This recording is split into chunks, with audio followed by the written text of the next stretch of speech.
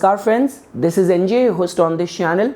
From this video we will start our discussion on an entirely new playlist which is going to be devoted to understanding different ascendants in the D9 chart. So guys, I have already uploaded this playlist on my Hindi channel, but just because lately I have been uploading a lot of videos on the topic of marriage, matrimonial life, characteristics of the spouse, so because of which many of you have already started asking me about the features if you will find different ascendant in the D9 chart, and many people even by mistake they even go to the Hindi channel, start watching that video, and then they realize okay that this video is in Hindi language, and I receive little bit of the bashing as well. So I mean to say, I just thought of why shouldn't I re-upload at least this playlist which actually matters a lot while doing any of the astrological analysis. So okay guys, before we will start our this discussion, there are three elements which you need to know in order to make best use of this video. So I mean to say, first we will try to understand the significance of D9 chart in astrological analysis. Then we will try to understand what does the different constituting elements of this D9 chart represents, or what could be the underlying qualities of Aries sign specifically, and then at the end we will continue our discussion on today's current topic. So guys, if you have to understand the significations of the D9 chart, so it's very simple. In our Vedic astrological analysis, a lot of emphasis has been given to looking at the same planetary alignments. Whatever you will see from the D1 chart, you have to validate your assessment, your readings in this D9 chart as well. Rather, if you are new to this concept, any point of time, if you will key in your details in any of the Vedic astrology software, the software will automatically present you with first the D9 chart, and a chart which will be next to it will definitely be the D9 chart. So I mean to say guys, first of all, see, you have to understand that this chart is formed by making a ninth division of your Rashi, of your zodiac sign from the main ascendant chart. So I mean to say, when we talk about the 9 number or 9th house, it has all to do with religious austerities, being philanthropic, following the writer's moral code, following the dharma in the lifetime. Your deeds should be abided by or followed by writer's code in society. So I mean to say, the first way to look at this chart is that this chart tells about your spiritual prospects, and in order to get the best result out of this chart, you have to undertake all kind of religious and spiritual austerities. The second way to look at this chart is that it validates the true strength of your planets. So let's say, for example, if Sun, Mercury or Jupiter is weak in your ascendant chart, and you're about to start the time period of the same planet, and you're worried that okay, this planet is weak, once its time period is going to come, I'm going to face all kind of losses or struggle. So that's not true. If the same planet is going to be in a strengthened state in your D9 chart, so it means the planet's roots are strong, and in its time period good results can be attained. The third way to look at this chart is that this chart also tells about with how much dedication you're going to follow your soul purpose, the purpose of your life in this lifetime. And this chart also tells about your matrimonial path.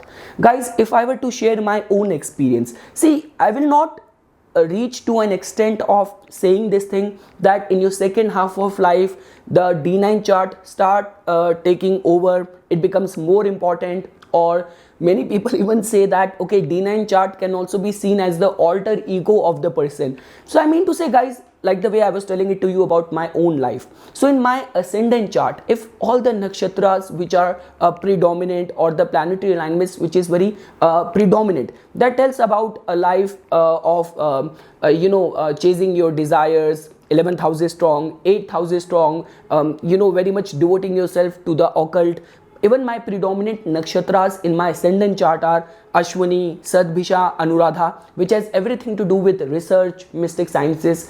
But once I will take you to my D9 chart, because all those people who know me during the day or 9 to 5 jobs and all, they cannot relate me with so much dedication and devotion to the psychic fields. But once you open my D9 chart, my moon and Ketu are conjunct in my D9 chart.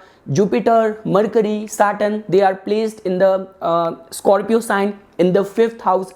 So these reading about holy scriptures, devoting myself to the occult field, so that is somehow I'm evolving into, or that is something which my soul desires for. So I mean to say, I find myself more fulfilled when I'm doing something which is more prominent in my D9 chart. So it will not be an exaggeration to call D9 chart or the alignments in the D9 chart, or look at the ascendant or the complete D9 chart as the caricature of your soul. So that is how you can assign or see the signification or importance of D9 chart.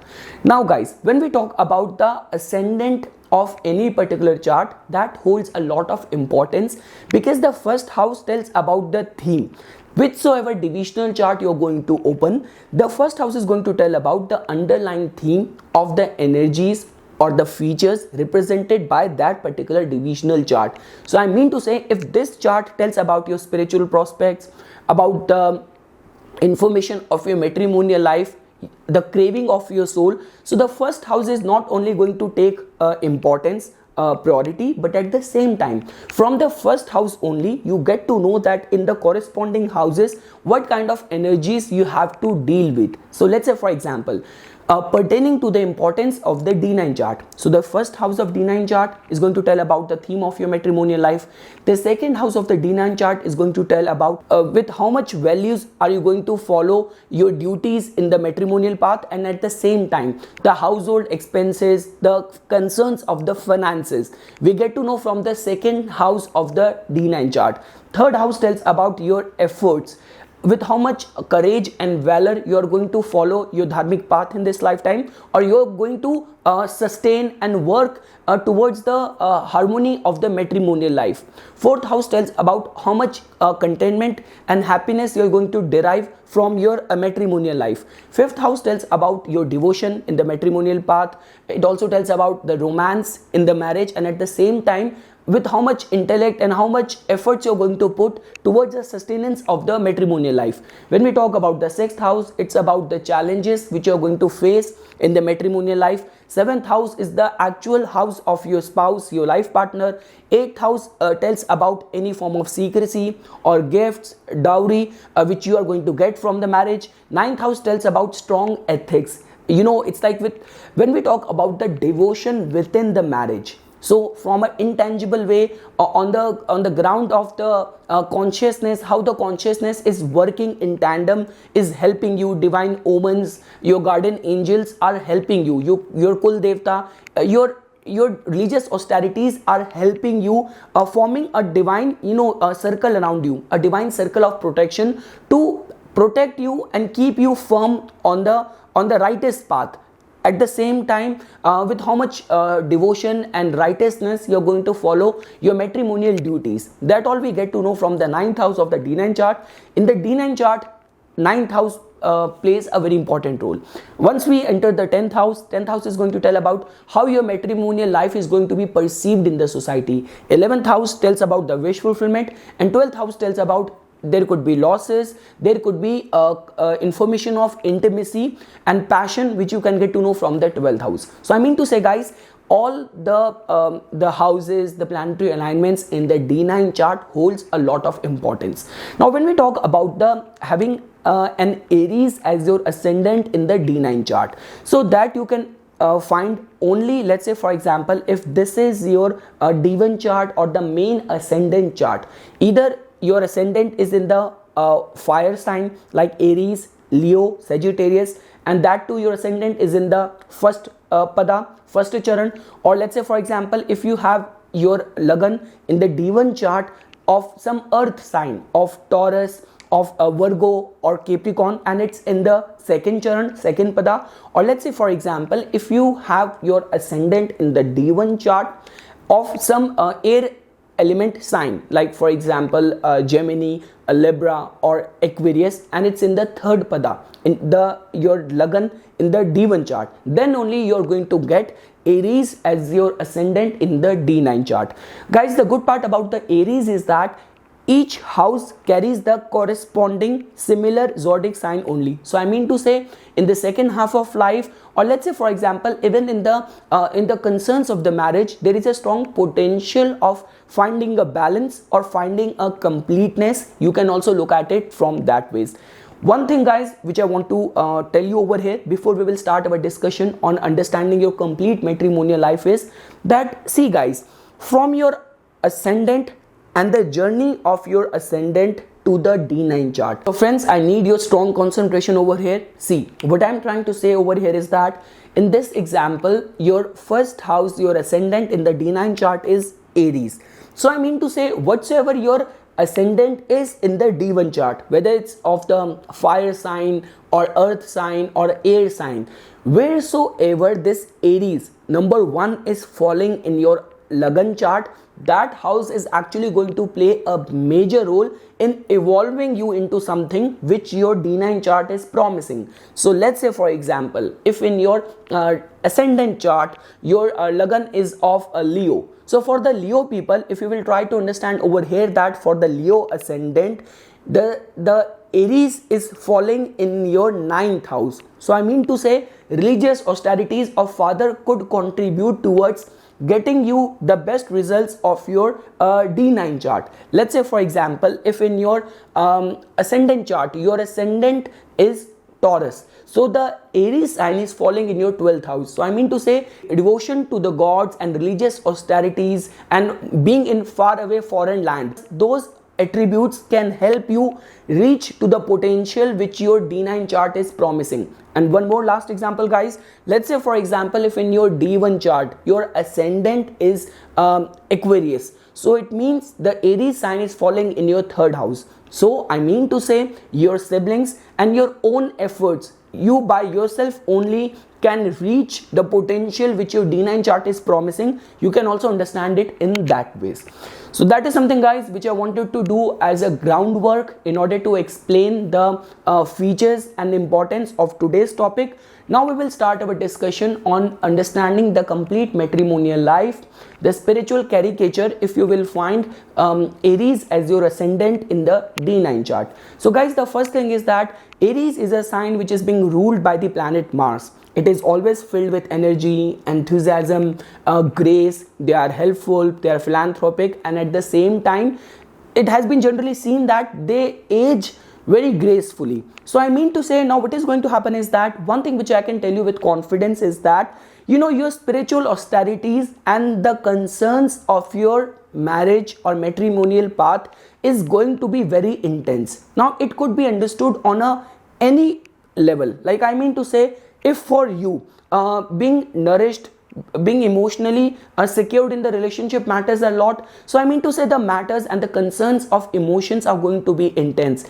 Let's say for example, your whole life, your whole and complete ascendant chart is pushing you or giving information regarding the material accomplishment only. So I mean to say, on the matters of finances or chasing your dreams, your goals, there is definitely going to be underlying intensity which must be feeding you. You can look at it from that ways. So I mean to say, if I were to summarize it, the first house, the theme of your matrimonial life is going to be very spontaneous. There will be lot of quickness, there will be lot of energy, there will be lot of efforts. You can also look at it from that ways.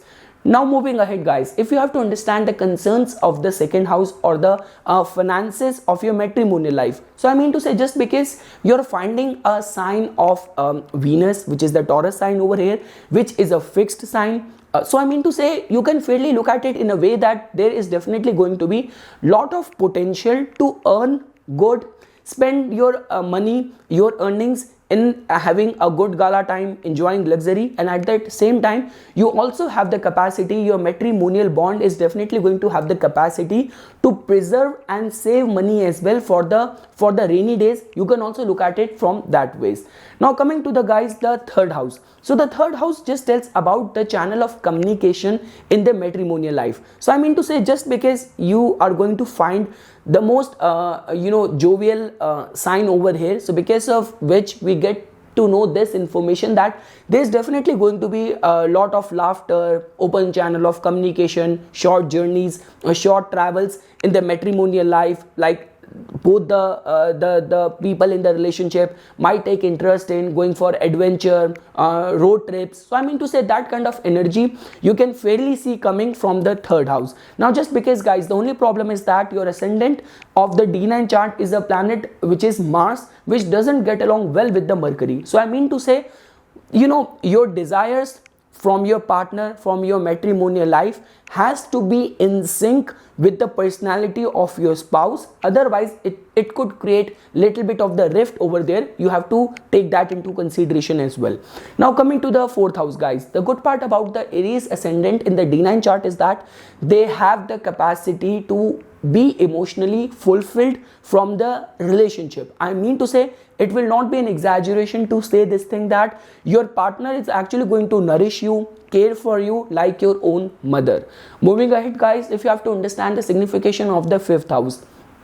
So the fifth house tells about the romance. So what I'm looking over here is that, see guys, you have to understand it and you have to take these kind of videos with a pinch of salt, because what I'm trying to do is that when we try to understand the energies predominant in any house, we are just trying to understand the theme which you're going to find in that particular house. So let's say for example, if seventh house tells about someone's life partner, so the house significations in a North Indian chart is going to be the same, but zodiac sign creates the environment. So I mean to say, if I'll knock on the door, I will enter the room. So whether I'm going to find the energy of or the vibrations of energy, love, romance, resentment, so that is the environment which that zodiac sign create, and the ultimate result we get to know by the house lord, by the planet's placement. So I mean to say, whatsoever I'm going to tell you, we are just trying to understand the foundation, the potential to reach, attain. So I mean to say guys, when we talk about the fifth house, like the way I was telling it to you, so there is a strong possibility that there is going to be romance, there is going to be luxury, expensive gifts, and romance being expressed, love being expressed through expensive gifts and all of that. So that potential is definitely going to be there, and at the same time native has the capacity to think in a very virtuous, righteous way, being very boastful, a feeling of pride because of his matrimonial life, because of his or her partner. You can also look at it from that ways. Now guys, if you have to understand the sixth house, so guys, in the matrimonial life of all the Aries ascendant people, the only trouble or threats can only come if you will not be bit perfectionist, or if you will not be working with an eye for detail towards the probable issues of the marriage. So let's say for example, if you already know the nature of your partner, that your partner is bit intolerant towards your the way you manage your finances or your drinking habits, so you should not be doing the same thing, because the sixth house of challenges is demanding discipline and good organizational skills from you, out of you. If you are not going to follow that, the matrimonial path is going to take a toss, or you could start facing resistance and difficulties over there. And at the same time, I already told you that the divisional chart, specifically the D9 chart, has got a more bigger, broader reach. So it also tells about your spiritual prospects as well. So even in the path of spirituality, you have to be bit disciplined. On daily basis, you have to fight the temptation of bad eating habits, of junk foods, of sleeping till late hours. So I mean to say, you have to fight all these demons and be bit organized. Moving ahead guys, if you have to understand the significations and energies of the seventh house in the D9 chart, so that in itself tells about that yes, there is definitely going to be love, romance, care, adjustments, adaptability, balance, harmony on the matrimonial side. Like I mean to say guys, when we talk about the important houses of the D9 chart, so ninth house is definitely going to take predominance, because ninth house tells about your devotion, your virtues in the bond of marriage. See, it's our belief only, our importance, our values only, which we attach to relation, that one relation takes more priority than other in the society. So I mean to say that faith, that virtues is the ninth house of the D9 chart. Seventh house definitely tells about the features about the personality of your partner. So friends, I mean to say, with the placement of Libra in the 7th house, it just gives us this information that the personality, the thought process of your partner and the energies which your life partner as a part of her or his personality is going to bring, which is definitely going to be of maintaining a balance, harmony, care for each other, love, romance. You can also look at it from that ways.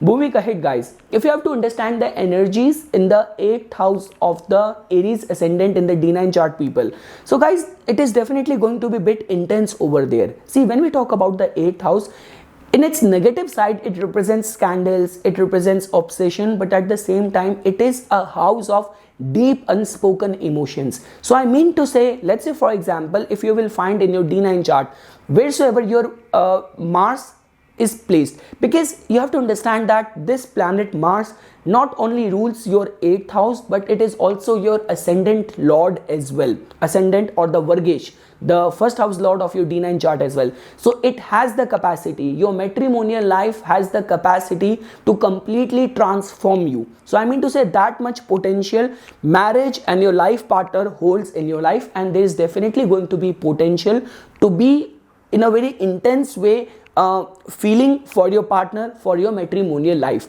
If you come to the 9th house, I already explained this thing, that with the Aries ascendant people, they tend to remain very lucky in getting into a matrimonial life which is going to be filled with righteousness, ethics, goodness, good conduct, good behavior. You can also look at it from that ways. And at the same time, any of the religious austerities undertaken by you is definitely going to not only help you strengthen the prospects of your luck, but at the same time, it is definitely going to increase the longevity, bond, love in the matrimonial life. You can also look at it from that ways. Moving ahead guys, if you will enter the 10th house of the D9 chart, so here you are going to find the energies of the Saturn. So I mean to say guys, you have to understand that Saturn not only rules your 10th house of the public image of your matrimonial life, but at the same time it also rules the house of your wish fulfillment in the D9 chart. So I mean to say, the how much efforts you're going to put in order to strengthen the image, the prestige of your life partner, and how much attention you're going to give towards the grace and the public image and perception of your matrimonial life, that is definitely going to work in the direction of all of your wish fulfillment from the marriage. So guys, I mean to say, you have to remain a bit protective regarding the image, the dignity of your life partner, the degree of devotion, degree of intensity you're going to put in the matrimonial life. That is definitely going to help, because Saturn is a planet which is always observing your karma, your deeds, your endeavors. So let's say for example, if you do not take your matrimonial duties seriously, you do not value your life partner, or let's say for example, even your actions going to create some kind of smudge on the image of your partner, of your life partner. So that is definitely going to hinder and create obstruction in your wish fulfillment because of Saturn controlling both of these houses. You can also look at it from that ways. But the good part here is that guys, when we talk about all the house of interaction, which is generally attached with the air element houses of the chart. So I mean to say, these guys have the capacity to be like friends with their life partner, live a life with their life partner like a friends, like good friends. So you can also attach it and look at it in that ways. And the last thing guys, if you will get into the 12th house of the Aries ascendant D9 chart people, so there you will find the energies of the Pisces sign being ruled by the planet Jupiter. So I mean to say, with these people, the good part here is that whether in the form of passion, sensuality, or whether in the form of getting rid of all those things which are coming in the way of the harmony of the matrimonial life. So they will not be hesitant in getting rid of all those things. So let's say for example, if you have any habits which your partner doesn't get along well with. So with the Aries ascendant natives, there is a strong possibility that they could get rid of all those energies, all those habits which could come in the way of enjoying a good harmony in the matrimonial life. You can also look at it from that ways. So this is something, guys, which I wanted to share as a part of my inputs for the complete matrimonial life, spiritual life of the Aries ascendant people in D9 chart. For further more updates and notifications on the science of astrology, please subscribe to my YouTube channel and like my Facebook page. Thank you.